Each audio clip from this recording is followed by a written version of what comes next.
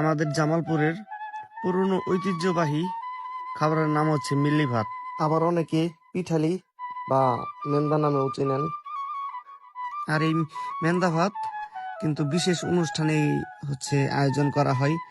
বিভিন্ন প্রকার উরুস, মিলাদ মাহফিলেও এই মেন্দা ভাত কিন্তু প্রচুর পরিমাণ রান্না করা হয়।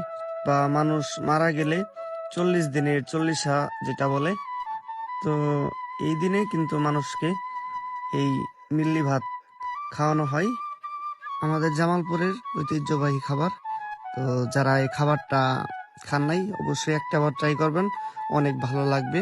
ঠিক আছে, আর আমাদের ভিডিওটা কে কোন জায়গা থেকে দেখতেছেন অবশ্যই কমেন্ট করে যাবেন। এই মিল্লি ভাতটা কিন্তু একমাত্র আমার মনে হয় জামালপুর আর পার্শ্ববর্তী জেলা টাঙ্গাইলেই পাওয়া যায়।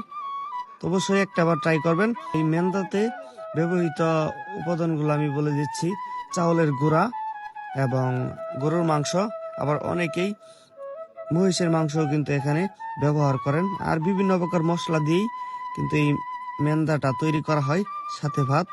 সবাই দেখেন আরামে এসে খাচ্ছে। তো আপনারা একটাবার ট্রাই করবেন।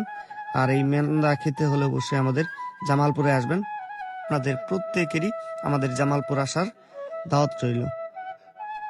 আর এই মেন্দাটা কিন্তু আপনারা জামালপুরের বিভিন্ন জায়গায় বিভিন্ন রেস্টুরেন্টেও আপনারা পেয়ে যাবেন। অবশ্যই একটাবার ট্রাই করবেন। তো আজকের মতো ভিডিও এ পর্যন্তই। ভিডিওটা ভালো লাগলে অবশ্যই ভিডিওটা শেয়ার করে দিবেন। সবাই ভালো থাকবেন। ধন্যবাদ সবাইকে।